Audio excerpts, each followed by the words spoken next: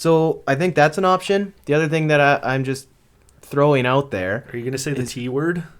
What? Trade?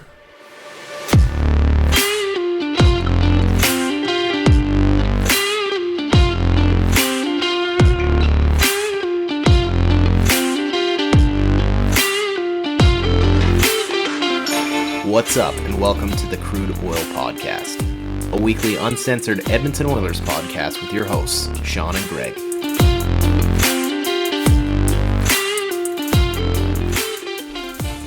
What's up, and welcome back to the Crude Oil Podcast. It's the Gator episode. Jason Smith, baby. Episode number 21. Oh, it's funny. We were both going through like the list of all the different Oilers that wore 21. There's really not a lot that stand out, eh? In terms of actual length of time serving as an Oiler, it's Jason Smith with 8 years, and then Randy Gregg with 7 years during the peak 80s Oilers. That's true. That is true. Dr. Randy Gregg to you, Sean. Yes. Lots going on. How's your weekend going? Oh, not bad. Quiet weekend after last weekend, so it's pretty nice. I had a busy one, but you trade them one for one. But we're recording on, I guess, Halloween Eve. So that being said, God forbid anything happens crazy tomorrow, but I think we're sitting okay to record a day before. Yeah, I think it's a good idea because we don't want to get interrupted by kids trick-or-treating and things like that. Yeah, so. Exactly. It's a precaution. Lots going on this week, man. 3 different games. We got St. Louis, Chicago. We got the Battle of Alberta. All 3 W's, but we got to get into them because lots happened. Yeah, and we might as well just jump right into it. And we'll start with the first game where the Oilers defeat the Blues 3-1. Much more exciting game than the last game they played on the other Saturday there. Mm-hmm. I thought it was a great effort all around. We can pick apart the game a little bit if we want. We'll just kind of go goal by goal, and then we'll kind of recap the game a little bit after we're done flipping through that. Yeah. So first of all, the Oilers score the first goal of the game. Love to see that. Whenever they score the first goal of the game, I get excited. It's a good night. I just picture that stat I saw every single time where it's like the past 3 years, the Edmonton's won 90% of the games they score first. So that's all I can think about when I see that.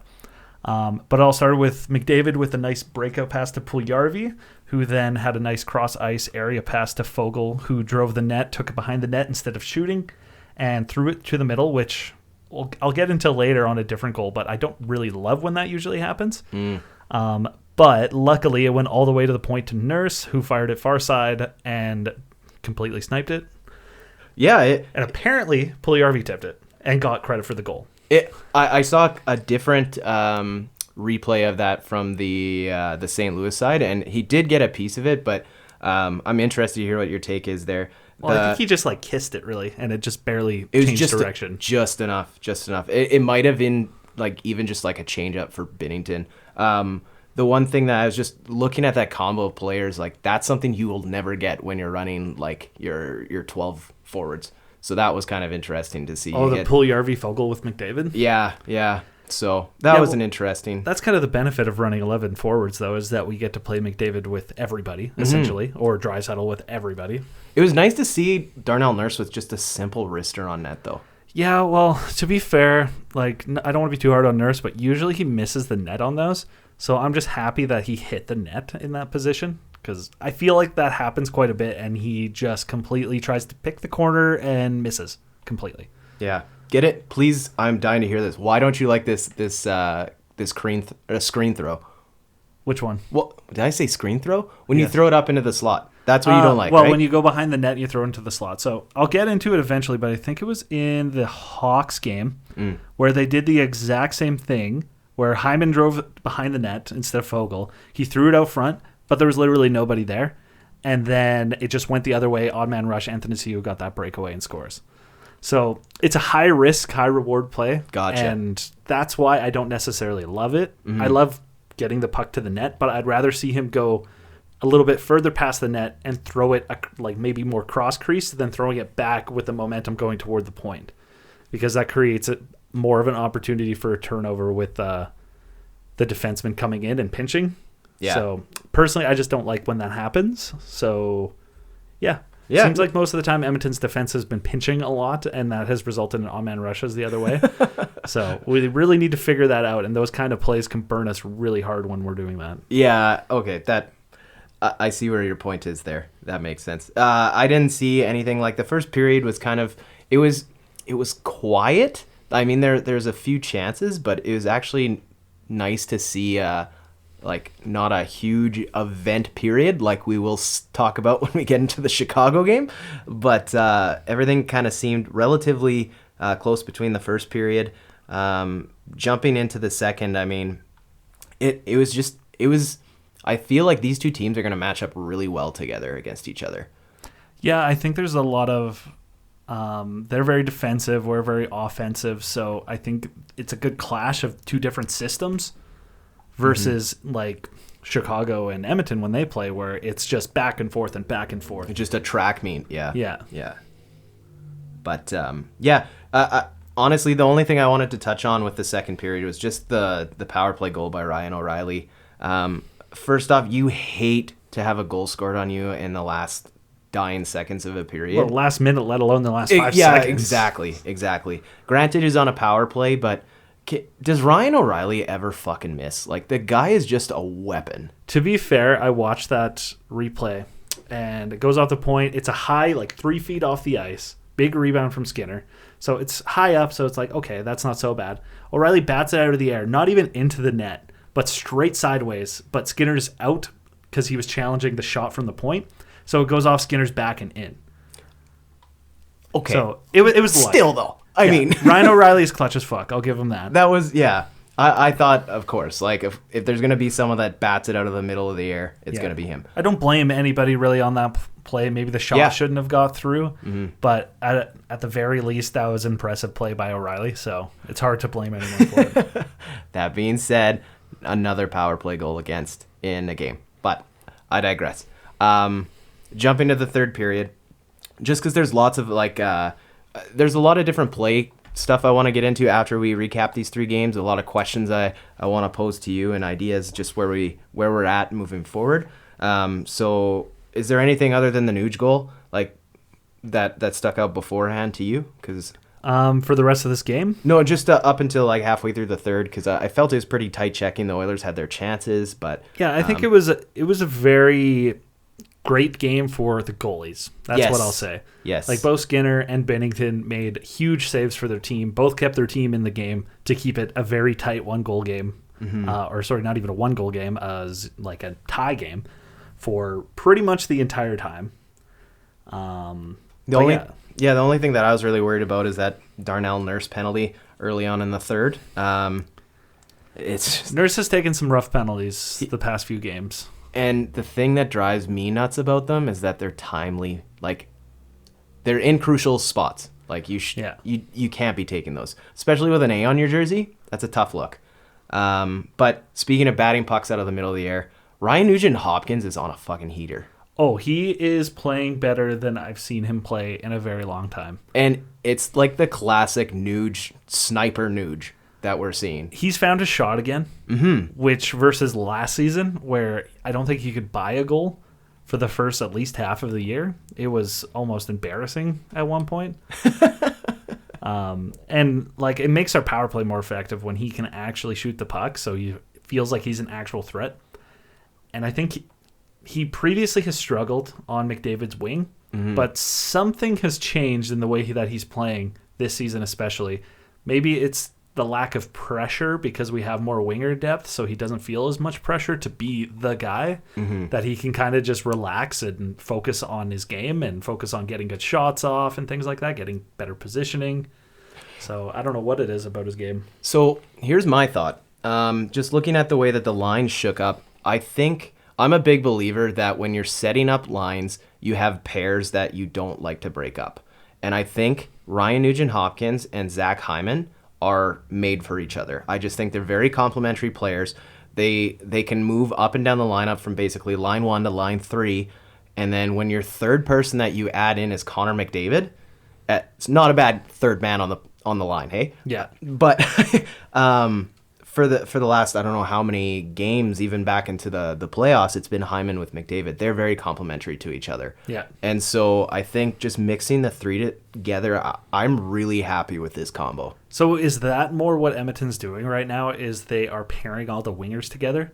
I think that's what's going on, because I think when you look at maybe not. It's a good question, because I feel like in the top 9, yeah, they have Nuge, Hyman, they have Kane, Yamamoto, and then they have Puljujarvi, Foegele.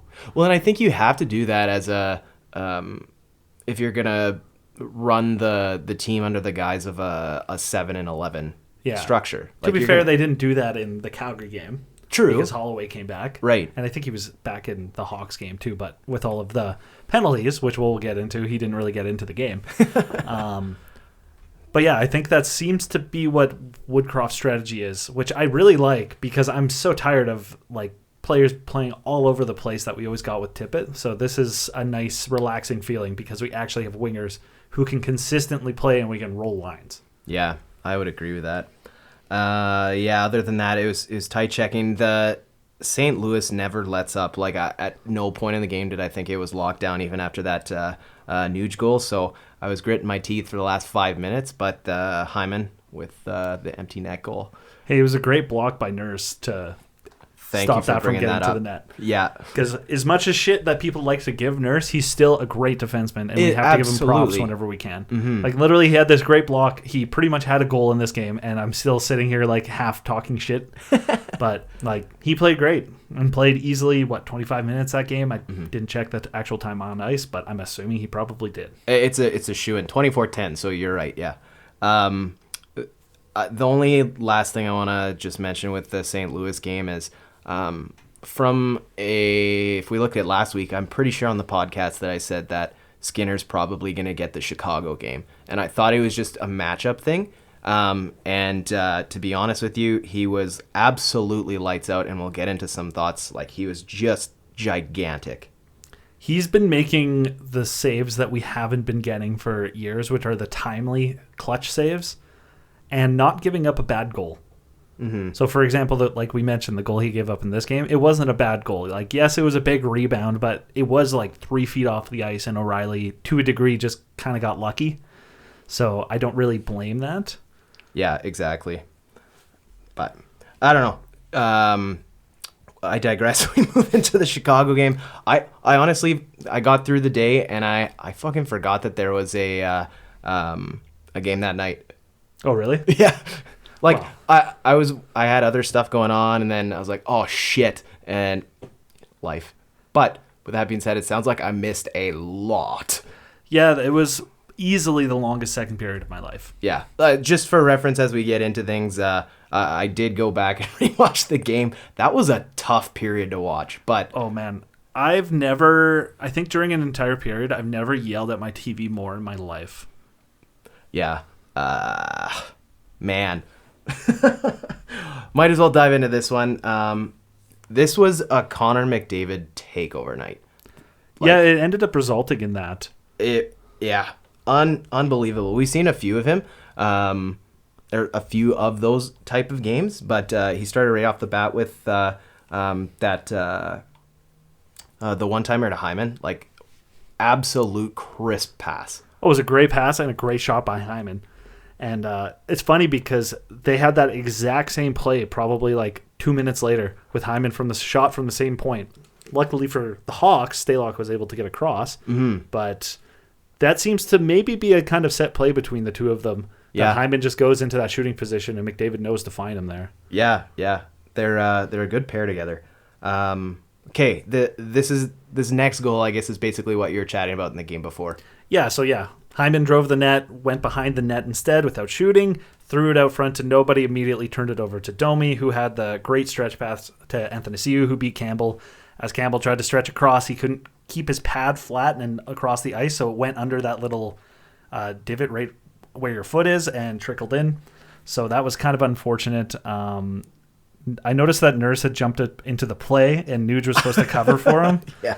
And Nuge kind of got a little too aggressive and went all the way to the Chicago blue line and didn't catch that Anthony Siu was turning around once that turnover happened. So, and we all know how fast Anthony Siu can be, so there was no catching him at that point. I mean, that was going to be my next question. Do we really fucking know anything about Anthony Ciu? Like, when he come here, my words, when he came here, like, I don't know if he just decided to take 2 months off and was just an absolute zero while he's here. That's usually how Anthony Ciu always is, to be fair. He has generally no hands to go with that speed. Yeah. So he will once in a while score on one of these breakaways because he does get a lot of breakaways. I just mean, like, it's just a numbers game. Yeah. He was lights out in LA when they faced us. He was pretty good. That's just former Oilers syndrome, though, isn't it? That's true. Yeah, I keep forgetting we have this disease that we carry around and we can't get rid of. But speaking of former Oilers, the Hawks then scored their second goal with a point shot from Caleb Jones. And with that point shot, there was a huge rebound from Campbell that left this Johnson guy. Never heard of him. Out front. It wasn't Tyler Johnson. He's hurt. I have heard of him. I think it's Reed Johnson. Left him out front, wide open, just backhand, forehand, easy goal. Yeah, the rebounds are going to be a theme of this game. I think we saw a lot of them. The rebounds and lost coverage on the defensive zone. Like, I don't really know what's going on with our communication with our defensemen, but it hasn't been great. Well, and I wonder too, it depends on the team that you match up. Like, it seems like our defense is very reactionary to as they should be, to the team that they're playing. But it's almost as if when we're playing like a track meet type team against the Oilers, it's always we lose a little bit of the like slow it down kind of stuff that Duncan Keith brought a lot to the Edmonton Oilers. Now we're talking about how much everybody misses Duncan Keith again. Speaking of the Hawks, but no, it's just it's something that they'll improve on. I know we'll touch on Calgary. I thought they did a lot better of a job there, but just rebounds, man. I find it kind of funny because I remember specifically, I'm sure you can go back and listen to, after the preseason, maybe the first couple games of the year, I remember talking up how good of rebound control I thought Campbell was having. And I know. Now he's just kind of falling apart in that department. Campbell's fighting the puck. Yeah. I have a note for that in a little bit. So starting the second, the Edmonton Oilers, for some reason, they love to start the second and the thirds. They just love it. We've seen it in a bunch of different games, but Connor McDavid scoring 18 seconds in to tie things up. It's always nice when you're down a goal to start a period. Like, what are we going to get? Are we going to bounce back? But to get it like within the first minute, it's almost like okay, now let's start playing our game. It made me think that it was going to be like a classic Oilers period where we just throttle them for the whole period. Right. But the refs, on the other hand, had a different opinion on whether that was going to happen. Yeah, this is where the whole shebang started again. Obviously, the first period, how many penalties are in the first? There's just 2, right? I think so. One against Holloway, one against Tenorti. And 26 seconds in, Jack Campbell gets the puck over glass. Obviously, cannot fight that penalty. It happens from time to time. There's nothing much you can do about it. Yeah, but that immediately leads to a Jonathan Toews answer, and all of a sudden you're down again. Kane Toews, like, how many years into this league, and they're still like elite hockey players. Yeah, Kane especially, like, hasn't lost a step. Toews lost a bit of a step, especially missing a whole year, but they're both still elite players. So I know there was a lot of talk about picking up Patrick Kane. Mm-hmm. The only way I could see that happening is double retention at any point, but I have no issue with us going for somebody like Patrick Kane. But with that being said, I'd rather improve our defense because, for example, on that goal, that was Kane passing cross ice to Domi, who then passed it back cross ice, backdoor to Toews. And during that, I watched Nurse and Cece. They were the two defensemen. They were just running back and forth with those passes and completely lost who was covering Toews, who was in the middle, and just had a wide open, easy tip into the net again. And you can't leave these guys wide open and expect not to be punished for it. Yeah.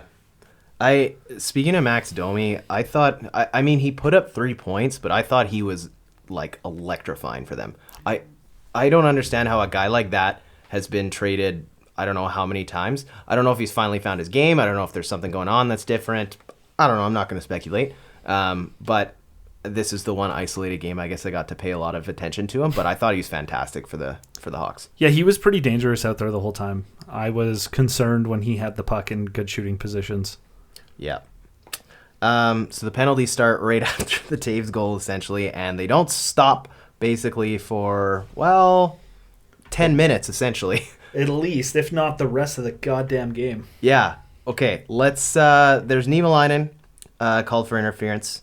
Consequentially, about a minute later, Seth Jones called for slashing. Things died down. And then in the Evander Kane thing, I didn't understand. The cross-checking, why is that a double minor? The refs hate Kane, for one. So, like, the first penalty, I can't argue with that. Like, he kind of lost his temper a little bit, and I was like, okay, cool. And then he comes in and cross-checks him after the fact. And, like, if they're going to be calling cross-checking, like they told us they were going to last year, you call that a penalty. Mm-hmm. And, like, that's fine. But you got to call those every single fucking game if you're going to call them like that and call a double minor on that kind of bullshit. It's weird because it's almost like they're using that second penalty to set a precedent. Like if you're gonna cause a scene after there's a penalty call, like we'll just give you a double. Like yeah. And they were not afraid to keep the whistle out the entire game. So I realized that I kept going up through the penalties here. Oh no, it was after that Connor McDavid scored. That was a power play goal. Yes. Yeah. There was several power play goals coming up here. Yeah, speaking of which, just the overall power plays, Edmonton 3 for 7. The Blackhawks a whopping 2 for fucking 10. Like, it's like the Vancouver game where it's like you had so many chances to score. Yeah. You don't want to see in the post-game comments where if there was like Hawks fans being like, if we would have got that extra power play, that would have made the difference. So very true. Yes. Watching Nuge, McDavid, and Draisaitl, though, on a 4-on-3 is the most disgusting passing I've ever seen in my life. Just the three of them in a triangle, just pass, pass, pass, pass, pass, pass, pass. Yeah. It was, I think the three of them. Three of them? Well, the three of them plus noted net you front just presence, add whoever. Evan Bouchard. Yeah. I remember watching that game, and there was multiple times where Edmonton had a couple 4-on-3s, and it was like, "Why? Where's Bouchard? Bouchard, where are you going? Why are you in front of the net?" I was like, "If you're gonna put Bouchard in front of the net, just like put Hyman out there or something like that." Like I'm guessing Bouchard was out there in case they lost the offensive zone faceoff. Right. But as soon as I saw him floating toward the net, I was so confused. I was like, "Why? Why is this happening? What's going on?" But hey, it worked out. So what am I to say about any of that? Exactly. Again, the Oilers fight off a lot of opportunities from the Blackhawks after the McDavid goal, but ultimately we have to get into the Evander Kane saga. I'll let you go first because I didn't see the game. I came back with about 10 minutes left in the third, and I texted you back saying, like, I just saw this because I know you were like, what the hell is going on? Like, there was chaos in the Sean household. It was the single most infuriating moment of watching hockey that I've ever had. Really? Just like literally nobody knew what the fuck was going on. There was no explanation for it. And like I've completely lost faith in the refs, period, for play like that. Like if it goes to review, I never trust them to get the right decision ever again. Because that was the single most blatant non-goaltender interference thing I've ever seen in my life. Devil's advocate, I think Kane sold it a little bit. He was pushed. However, the thing that I'm really upset about is the lack of it's like the call on the ice stands. It's no goal. Well, they're like the call on the ice was no goal, and like all you see in the replay is the ref just like motioning, like yeah, that's a goal, that's a goal. And I saw the wide angle. He's the only one on the goal line. None of the other guys are around. So like, why are they deferring to the other three referees to be like, it might have been goalie interference. Let's call it no goal. Like you're the goal line referee, and you don't call that. Like, what do you mean? Yeah, I don't understand. Like you are in the best position. It's like the ref in the far corner of the ice calling a penalty when the other ref who's right beside him doesn't call it, and you're like, you need to just keep your mouth shut over there because you cannot see what just happened. So why are you calling that as a fucking penalty? Yeah. I agree. I was playing devil's advocate just to throw that out, but I think to that point, like if it's gonna be interference and that's what you're gonna call it, fucking blow it down before it gets to the point, before the rebound gets kicked out to Kane. Like there's ample time for Stalock to get up. Yeah. I just thought the whole play was a big clusterfuck. I don't know how you could review that play too and just call it goalie interference, essentially. I don't know how you could review. I understand where you're coming from with the devil's advocate thing. Yeah, because I watched it and Kane gets pushed, and rather than maybe not fall on the goalie, he kind of just goes like, okay, this is happening, and just kind of like belly flops on top of the goalie. But the reason I was just gonna say that is the NHL review team, whatever, they fucking released the video and the justification for their rule. And if you look, it's a fucking ISO cam that they show just focusing on the puck play. And it gets back to the point, the shot goes off, and all of a sudden, like, the only thing you see is in the corner is just this big fucking collision. And then it goes back, rebound, open net. Like, that's an easy call for someone who didn't see the whole thing. Yeah. Like, of course that's going to look like goaltender interference. So I hope to God they are using all of their cameras and they're slowing things down, but... Well, it doesn't even go to Toronto. It's just the refs on their iPad for, like, challenges like that. So it's just those refs watching that play on their iPad be like, was it goalie interference or not? But, they should have more camera angles. Sorry, I meant they should have more visibility. I don't know if the point of the challenge and the fact that it's basically a challenge to the referees call that they have to make a decision based on the discretion of their own call. I don't know.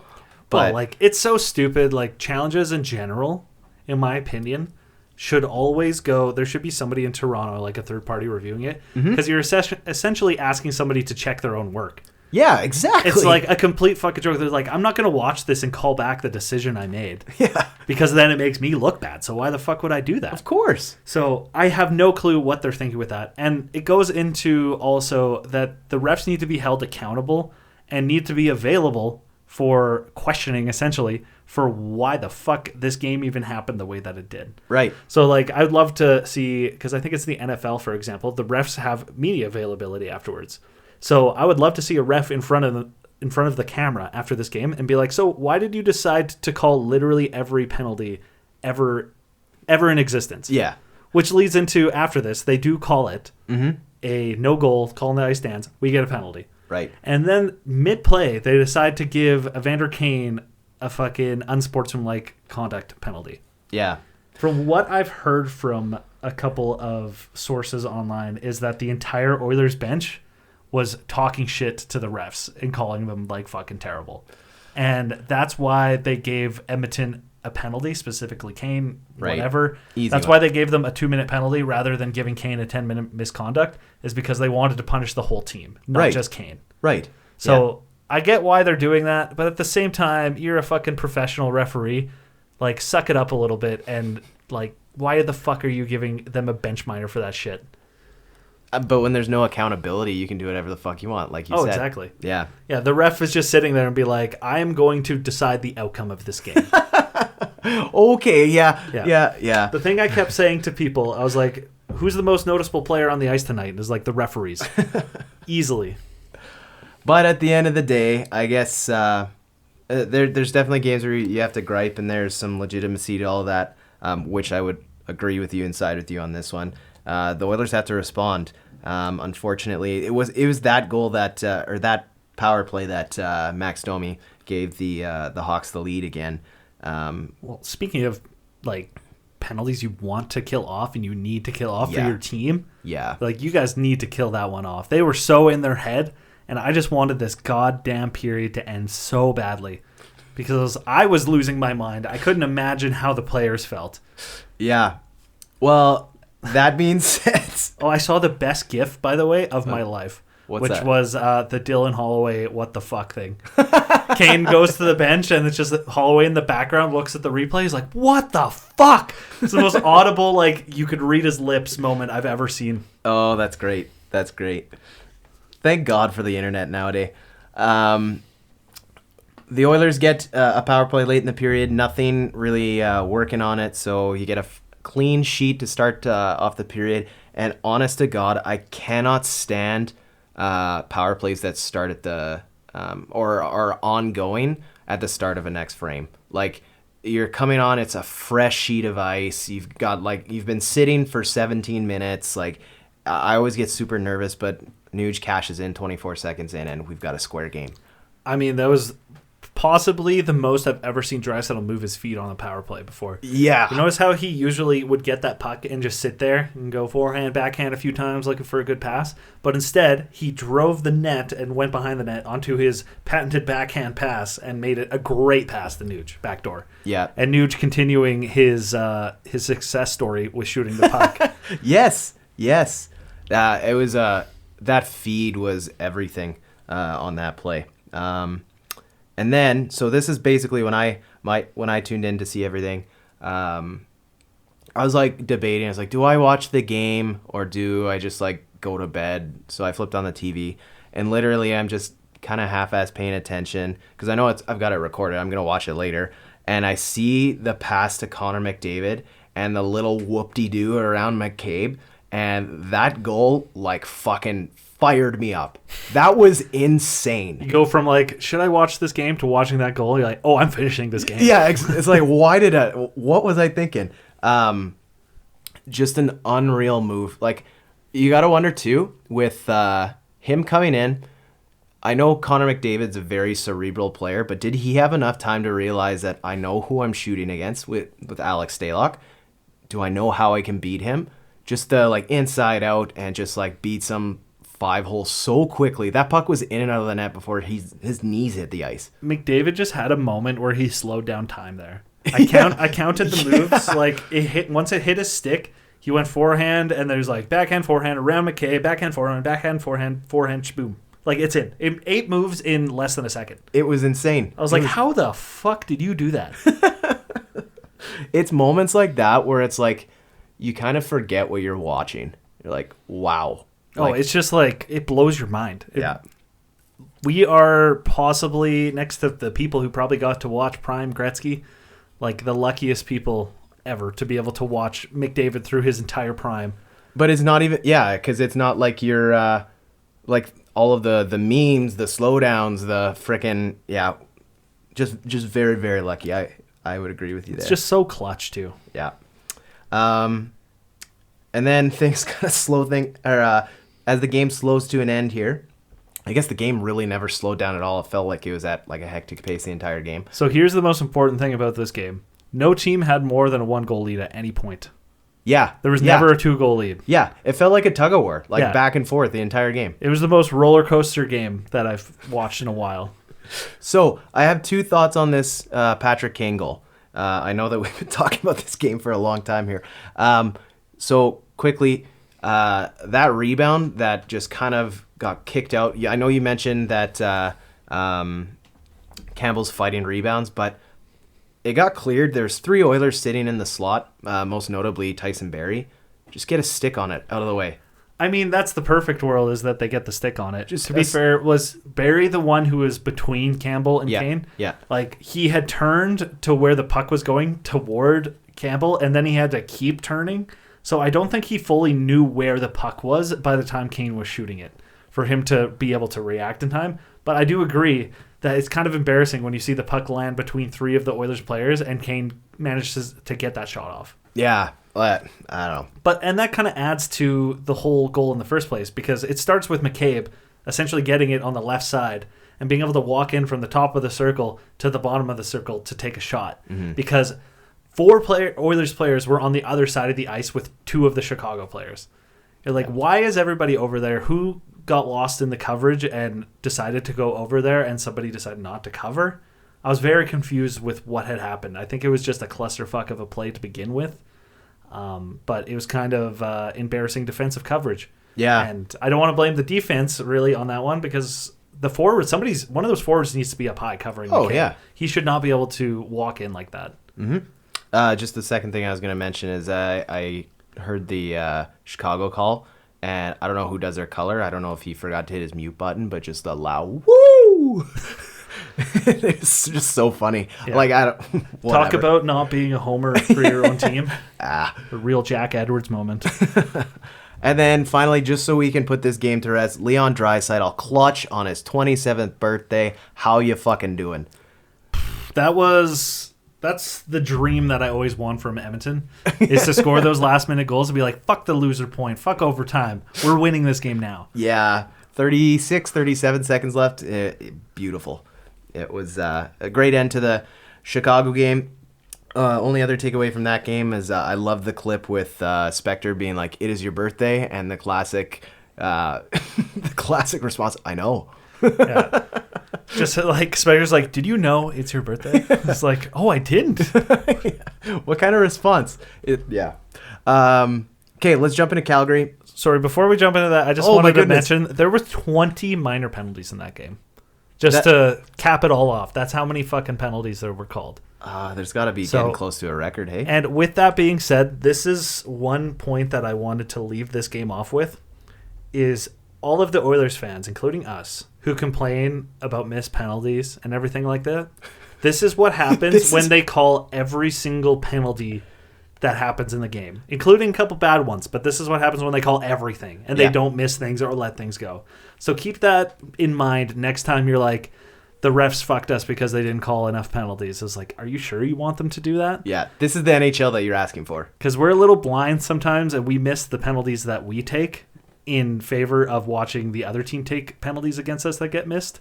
But I've been spending some time just going on the other team's subreddits and stuff after games to see how people feel about it from the other team.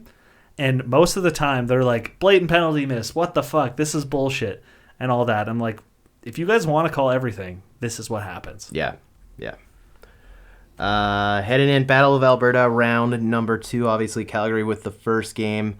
This time in the Dome. It was nice to be back in the second building that the Edmonton Oilers own. But the first period, pretty quiet. Before we even get into it, what was your thoughts with the start with Skinner? I was excited because he did so well against the Blues, and Campbell seemed to struggle a bit against the Hawks. So I like that.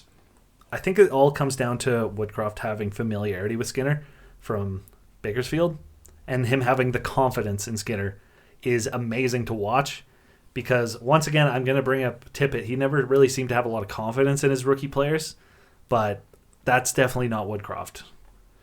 To be fair, maybe it's just players he's familiar with, like McLeod and like Skinner, because Holloway hasn't been getting a lot of ice time. But it's still very, very impressive to see him having that confidence in his players and rewarding players for playing well. Yeah, and he's just he's doubling down on his comment at the start of the season, like we're gonna evaluate as we go, and I think it was kind of ultimately, if you're looking at the performance from all the goalies so far this year, it was the right choice. But I don't think there's much argument from there, other than people who are like, "Oh, give Campbell another chance." Like that's the only other argument you could make, is that like Campbell needs to get more comfortable, maybe get a few more starts to really like settle in with our defensive system and learn how to properly mesh with that. Mm-hmm. But this is the regular season now, and we're trying to make the playoffs. So you play whoever's playing the best, regardless of circumstance. I kind of disagree with that. I like the start with Skinner for this game, but I think you need to get your horse running eventually, kind of like we had with Smith. I'm not saying like you ride Skinner now, and if he takes over the job, I still think you give Skinner right now 2 to every 3 games until like Campbell starts heating back up. If Campbell doesn't get there, he doesn't get there. Well, we'll get into this after this game's over, before we get too much and ruin our discussion for later. So no goals in the first period, but it sounded like every fucking shot went off of the post. At least for Edmonton's side. Yeah. Edmonton had a couple great chances. I think Hyman hit the post once. Nuge absolutely ringed the post once. Mm-hmm. Continuing his legendary goal-scoring season for Nugent Hopkins. Yeah. He could crack 30 this year at the pace he's going. If he can keep shooting the way he is, he's getting great feeds from McDavid, has great positioning, and honestly, it's just a matter of time, I think, at this point. Yeah, I don't think that's an unrealistic expectation there, or outcome, maybe not expectation. The only thing I'll say about the first period is it's nice to see a 0-0 Oilers-Calgary game. Yeah, at this point, whenever Edmonton specifically gets out of the first period and it's like even, then I'm pretty happy, because we've had some pretty shitty first periods this season. So breaking even is chef's kiss. Would agree. We'll jump into the second. The Oilers get onto a power play. Kind of sloppy passing going around, and it ultimately leads to a Backlund breakaway and a shorty against. I hate those kinds of goals. Listen, I hate them. I don't really blame Barry. Like, yes, it was a weak keep in by him on this play. But Draisaitl and McDavid are both right there. And rather, like, because it took them 2 attempts to get it past Barry, right? Mm-hmm. Rather than seeing Barry kind of struggle to keep it in the first time, and the fact that there was about to be a battle for the puck, neither one of them reacted to start back-checking and cover Backlund while Backlund started leaving the zone. They pinched a little bit too much offensively, essentially hoping that Barry made that play, and it really burned them. And I understand it's a power play, but still, like, you got to be there for your teammates. And even if one of you guys goes back, you're still going to have like an even like 4-on-4 in the offensive zone. The thing that I cannot stand with a power play is you have one extra man on the ice than the other team. There is 0 fucking reasons that they should have the puck. It's true. There's no excuse. You should be able to send 2 guys after the puck carrier everywhere you go. Play man on man, and then one guy chases the puck. And in theory, obviously, I don't have any experience coaching, and I would never try. But no, you're absolutely right. So the Oilers down 1-0 early in the second, but it took all of 33 seconds for them to respond with, okay, I'm going to throw this out here. I have a new nickname for Zach Hyman. Okay. I'm going to call him. This is a proposal because I think he's been showing up. I think we saw it in the playoffs. He loves the Calgary Flames. So how about Hyman the Fireman? Hyman the Fireman? Yeah. Why don't we just call him... I was going to say fireman? Fireman? I don't know. I was trying to get Hyman. The fireman? Doesn't work that well, but... Hyman the Fireman? The fireman putting out the Flames every single time. Like, he has been so fucking clutch against the Flames. I like it. We'll see. We'll see what happens in Game 3 this season. And if he gets like 2 goals or 3 points, like a goal and 2 assists or something like that, I will accept that nickname. Okay, we'll put it on T-shirts and sell it everywhere. So the quick response, like, just absolutely clutch. That was on the power play, of course. McDavid and Draisaitl working their magic. Anything else that you had on that goal? Well, obviously, there was the beginning that led up to that goal, which was, once again, a Barry versus Backlund battle where Barry lost horribly. Oh, shit. Yes. Resulting in the Backlund breakaway. But rather than shoot, even though he had a lot of time and a good position to shoot, he decided to throw it back in front for Lindholm to try and bury it. In one of the most unreal saves that Skinner had all night. Oh, yeah. It was a fantastic save. Yeah. And saved from 2 goddamn shorthanded goals on the same power play. Yeah. Thank the fucking Lord. You ever get, like, such a high that you forget how low you were, like, 10 seconds ago? Like, all you think of is the goal and not what led up to it. Yeah. That's why whenever there's a goal and there's highlights afterwards, I always try to watch, like, the 30 seconds that lead up to it to see what happened, to make sure to, like, properly reward the players or whatever who helped lead to that goal and made the right play. It's like Yamamoto creating a turnover or something like that. Yeah. But yeah, it was a great goal, and even if that didn't go off Hannafin's stick and in when he dove for that, like, Draisaitl was going to bury that if it made it to him. Mm-hmm. So I don't think there was much of a chance, and some people might be like, oh, it's bad luck that it went off Hannafin and in, but it's like, we put him in the position to have to do that in the first place. Yeah. So that's just is what it is. That's the point. Yeah. As just speaking of posts in the first period, I think there was 2 by Calgary, including one from Huberdeau, ripped off that post, but something going on in that end of the ice. Finally finishing up the second with, in terms of goal scoring, Brett Ritchie left all alone in front. I was going back and rewatching this. I hate when Lucic sets up someone for a goal. It just fucking burns. But there's something going on. I don't know. It's either a McDavid assignment or it's an Evan Bouchard assignment.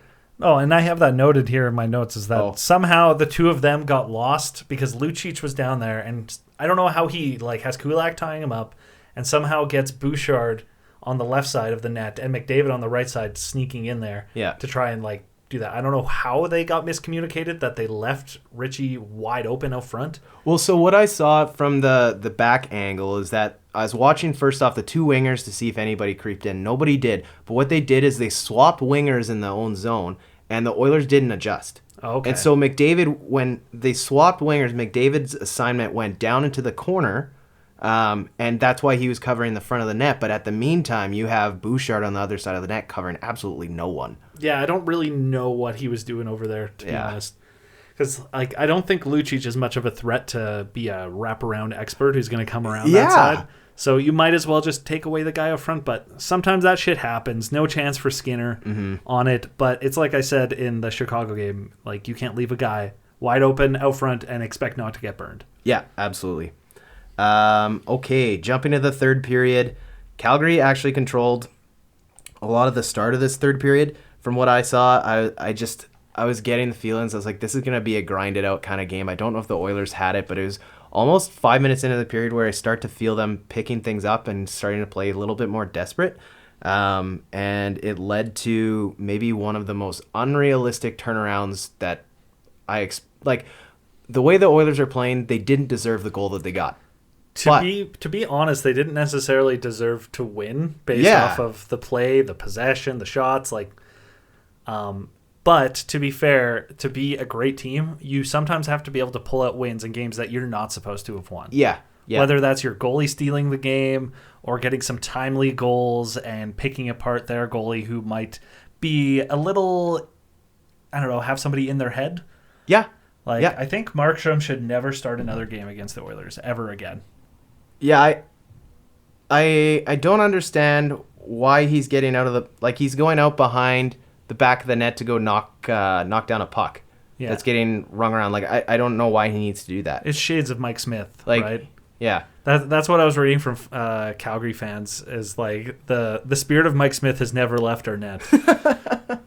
And as an Oilers fan, I think we're going to be dealing with that for a while too, is guys coming out to play the puck and I always have a mini heart attack every single time. It's it's one of those classic things where throw everything on net. You never know what's going to happen. So with that being said, it is important to note that somehow out of that fucking play, I think he was on the bench at the time because he's changing, Dylan Holloway gets his first NHL point. So Dylan Holloway was the one, he was tied up with the puck in our own zone, and he did a slick little between his legs, between the Calgary guy's legs, right to Ceci, who then made the breakout pass. Yeah. Or skated it all the way out and wrapped it around the boards to McDavid. Not a bad way to, I guess, get your first point on a McDavid goal, but I mean, I'm sure they can't always be pretty, I guess. And then finally, Zach Hyman with another absolute clutch goal. Well, it all started with him doing classic Hyman things. Exactly. And him and Nuge both pressuring behind the net was super, super impressive. I'd like to see that from Nuge, especially because he's not exactly known for his forechecking. So he forced the guy behind the net to make a bad pass. It ended up on Hyman's stick, who then made the great breakout or the great pass into the middle of the ice, which McDavid just flew in, picked up, threw it back to Hyman, and off the skate and in. Zach Hyman, man. See, that's how you score with your skate without intentionally kicking the puck in. Yes. Yeah. Is that a shot at Coleman? Maybe. It sucks because, I used to be, a somewhat Devils fan. Right. And I loved Blake Coleman. Yeah. And ever since he's went to the Flames, I fucking hate Blake Coleman now. He just seems so whiny all the time. It's funny because you've given the exact same description on a prior podcast, so it's glad to hear that you're still it's not changing anytime soon. Fantastic. So the Oilers clean up the Flames 3-2. Very tight checking game. Again, one of the games the Oilers didn't really expect or shouldn't have deserved to win. But, I mean, like you said, those are the games you need to. Well, exactly. And I saw some people complaining about the posts, Flames fans were pissed that they hit 3 posts or whatever. But I will always say there's a reason why hitting the post does not count as a shot on net. Because you missed the net. Otherwise, you would have scored. So before you get mad that you hit the post, try hitting the net instead. Yeah, agreed. With that being said, let's dive into a couple things I wanted to chat about. I know we're getting pretty long on this podcast here, but speaking of the Calgary game where we saw Stuart Skinner stand on his head, I know you wanted to chat about his stats so far. I mean, he's leading the league in save percentage. Yeah. That's pretty impressive considering, like, one thing to keep in mind, he has only had, 3 starts and the one relief effort where he didn't give up a goal. You know what's fucked is it doesn't count as a start, but he stopped 31 pucks. Oh, yeah. That's insane.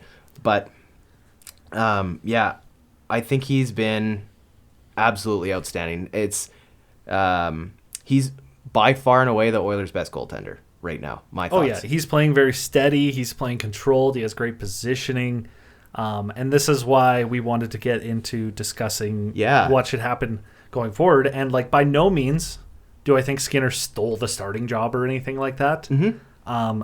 But I think for the next foreseeable future, for the next 5 games at least, like, he would be, they're playing 5 games in the next week or so, he should be the starter in 3 of those. So, yeah, okay, I would agree with that. Like, I was One's a looking back-to-back, and then Campbell will probably have one of the other games. Because they have Tuesday, Thursday, Saturday. I would say Tuesday, Skinner, Thursday, and I'm saying this, like, unless Skinner shuts out Nashville on Tuesday, I think you still give Campbell the start against the Devils on Thursday. I said Tuesday. We need to keep in mind, too, that we don't want Campbell to, one, take a shot in his confidence and, like, oh, we're not starting him now. Like, you got to... I don't think he's sensitive or anything like that, but... and then you also need to make sure he stays on his game. He can't just sit and practice for 2 weeks while Skinner's on a tear. He still needs to start a few games here and there. Okay, I was wondering what your thoughts were going to be on, but I think we have a pretty similar outlook with how you start the goaltenders because, again, in the long run, you want Skinner to be the guy that steps up to the challenge, regardless of the salary outcomes, the cap. This is a guy that you've developed. I think it speaks well for the organization. You gotta wonder, a guy from Edmonton who grew up here, you saw how much he talked about watching Nuge grow up, which makes me feel like a fucking dinosaur. But him saying that he grew up idolizing and watching the Oilers and Nuge in particular in his interview, like, will this guy take some sort of a contract deal to stay in Edmonton to make things work?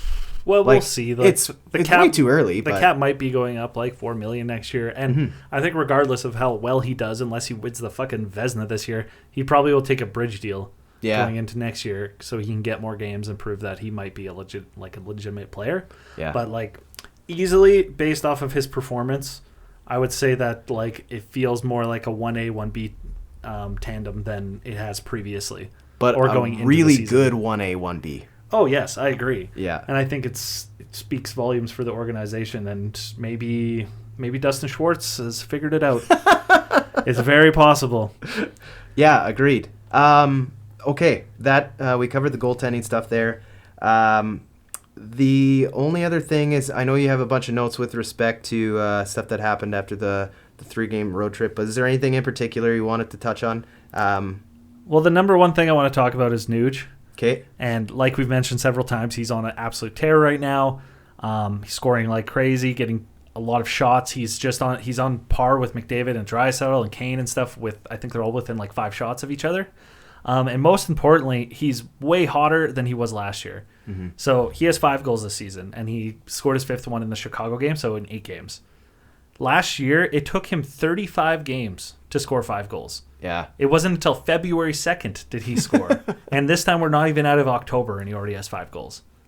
He's on a heater. I just hope this is something that he runs with, because right now, between the way that he's playing and obviously you have the Draisaitl contract and stuff, and then you add Hyman into what he's making, and like you have 3 extremely high value deals playing for you right now. Yeah.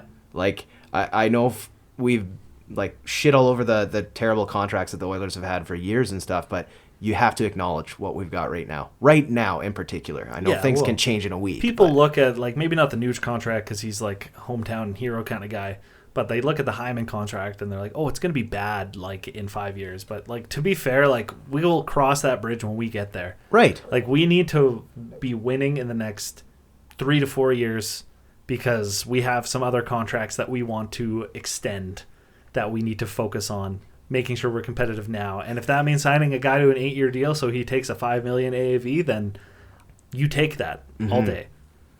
Yeah, would agree. Okay, the one thing I wanted to bring up is Dylan Holloway. And it's going to kind of go in conjunction with another player on the team, but Dylan Holloway has done as much, I think, as he can with the ice time that he's given. With 5 minutes of ice time? I will say he played 5 minutes last night, but he was very noticeable every time he was on the ice. All good things. He was flying out there, had good puck possession, was carrying the puck. I was really impressed with everything he was doing. And no offense, but he's playing with Derek Ryan.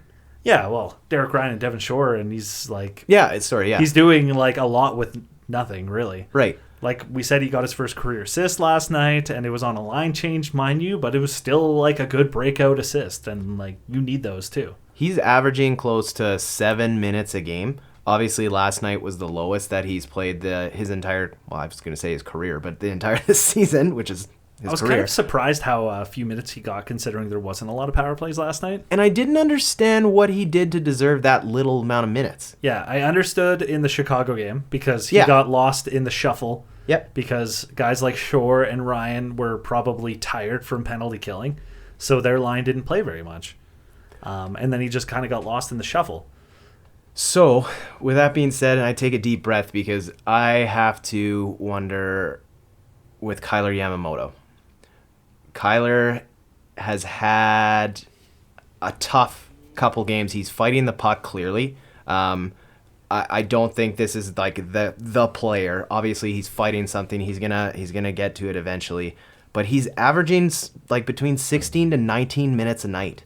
And you have a guy like Dylan Holloway, who's playing 5 minutes, 5 minutes and 39 seconds on 5 minutes 29 seconds last night. Well, I would like to see more of a rotation of the wingers. This is the problem with the pairings we were talking about. Yeah. Is that I'd like to see a rotation of the wingers with Yamamoto, Puljujarvi, and Holloway maybe, and the three of them rotating and having more even time on ice versus because Yamamoto's on Draisaitl's line, he's playing more Draisaitl-esque minutes and getting more ice time just because he's on that line. I'd like to see more rolling those lines and maybe having Holloway closer to 10 and Yamamoto and Puljujarvi maybe closer to 13 or even 12 maybe. I don't fully know, but in my opinion, if Holloway can keep playing the way he is, especially, he should be getting more ice time and being rewarded for it. It's similar to McLeod last season, kept improving and getting more and more ice time and being rewarded for being a good, effective player. Yeah. So I think that's an option. The other thing that I'm just throwing out there. Are you going to say the T word? What? Trade? Oh, fuck no. No. I don't want to trade anybody. Fuck no. No, not that worried yet. I was just thinking, if Holloway's playing the way he played last night, and he's going to play 6, 7, let's even say 8 minutes a game, send him to fucking Bakersfield. Yeah, well, that is the only other option. Call up Janmark or something like that. And send Holloway down so he can play top line down there with Mrody and Benson, assuming everybody's healthy. And it makes way more sense than having him play on the fourth line. I get an assist every 5 games. Yeah, I get Yamamoto getting the opportunity. He's obviously the veteran. He has a proven record of what he can do in the NHL. He's just struggling right now. Yeah, and everybody has cold streaks, especially guys like Yamamoto. He's always been a streaky player. So I'm sure there'll be a span of 10 games coming up where he'll somehow have 15 points or something, and we'll be like, Yamamoto's the best. Let's sign him to 8-year deal. But yeah, I agree that they need to do something with Holloway, and I don't know about his contract if they're still doing the 9-game. So I did some reading on this. I think it's only eligible if you are 20 or younger. And I think it's if you turn 20 on the 15th of September, something like that, but he's 21 years old anyway. So he doesn't get that slide for his entry draft. Okay. So because if there's a slide, I would say send him down, especially if we're going to play him like this. But if not, we should think something. We need to do something with this.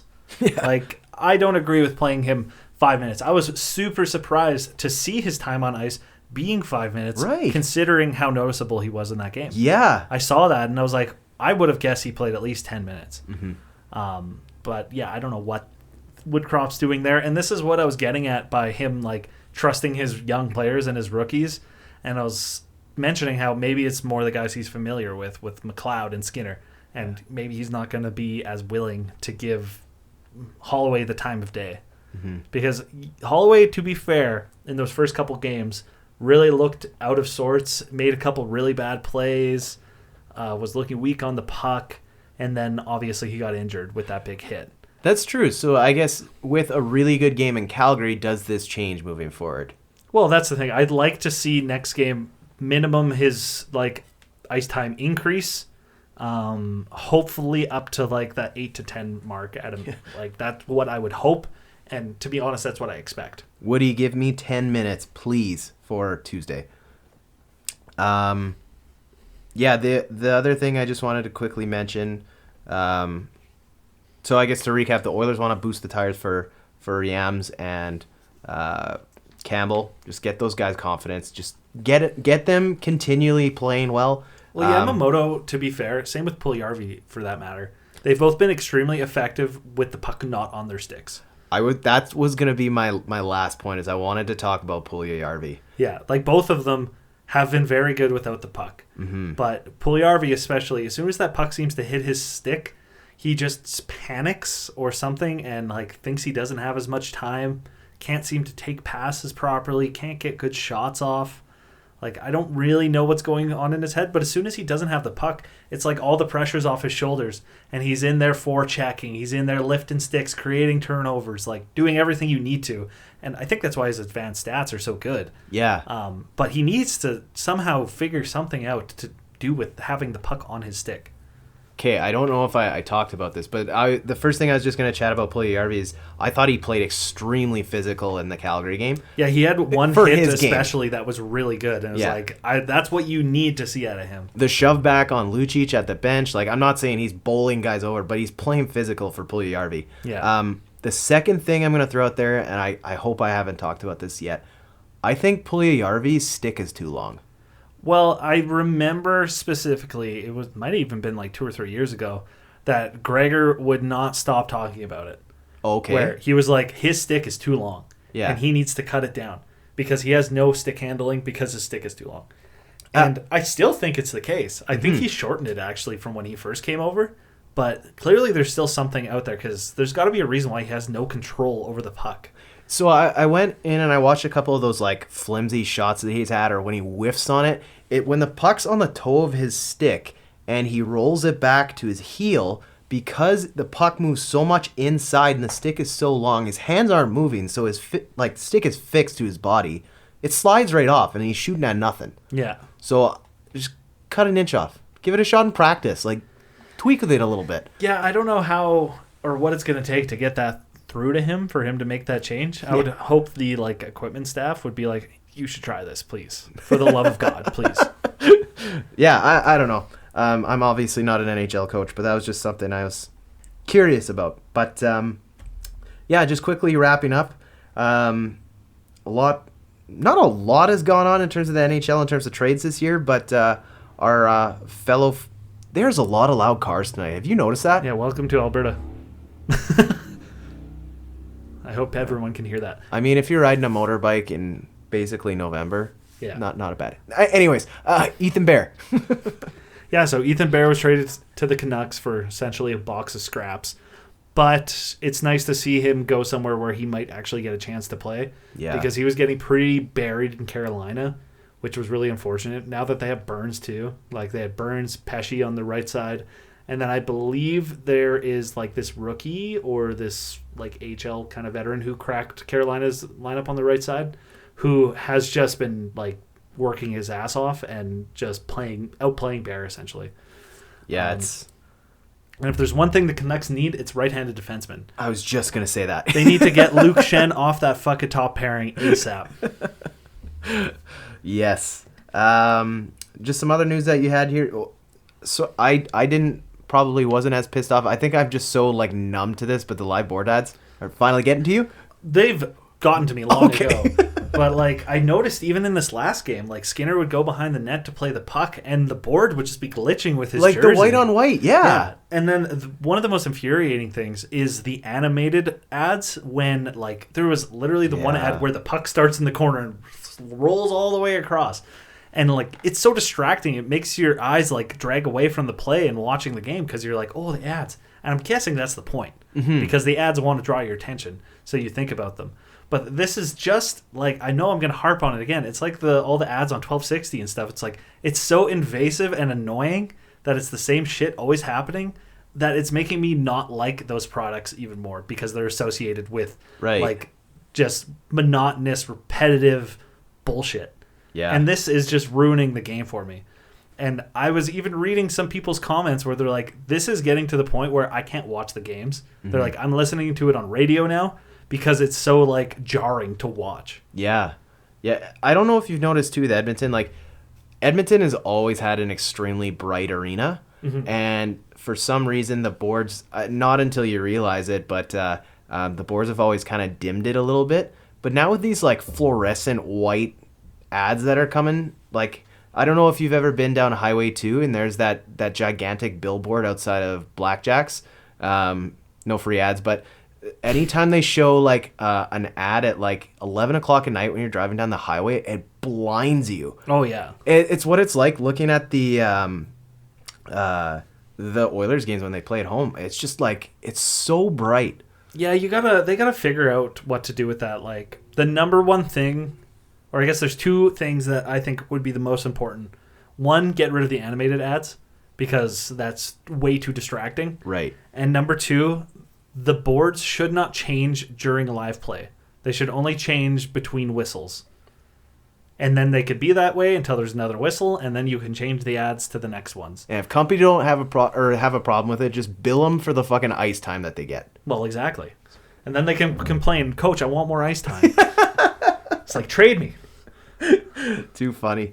And then finally, the Arkells played Edmonton last night. I didn't hear about this. I just saw a clip on, I think it was Reddit, that they were playing La Bamba during the concert. Oh, and no way. all of the people in the stands were singing along and everything like that. It was great. That's a nice touch because I know they've been coming out and doing a couple ABBA covers on their tour across Canada. So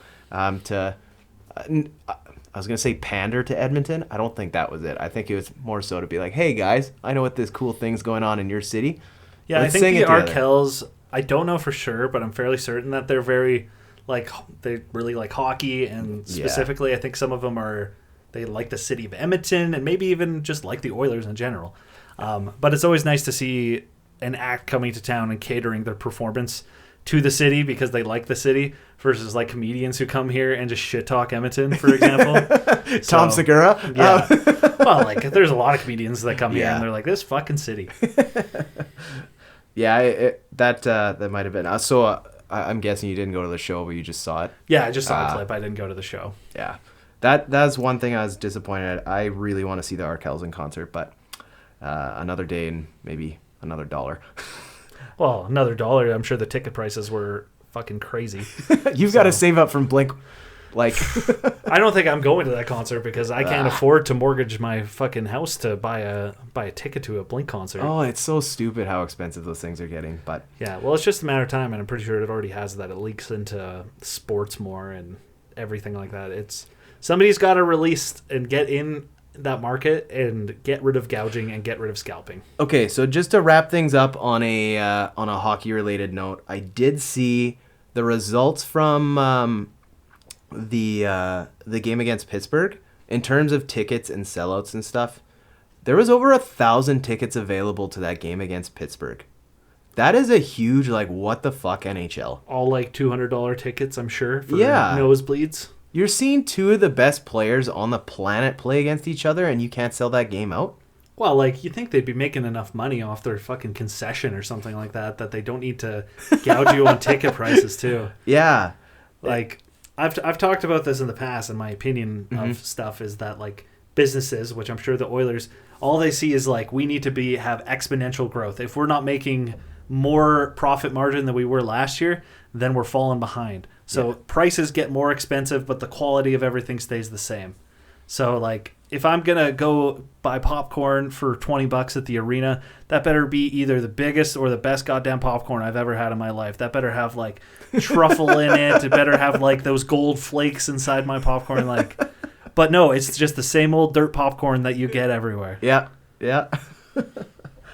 Well, hopefully there'll come a day where I can afford to go to Rogers for A game, B, park there, and C, maybe have something to drink and eat while I'm there, because a fucking $300 night for myself is a little stupid.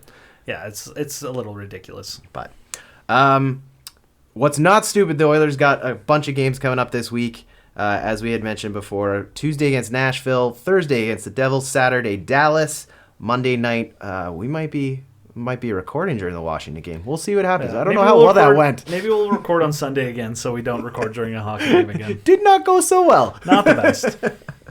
But that being said, I guess we'll have lots to touch on next week. So with that being said, let's go Oilers. We'll see you next week.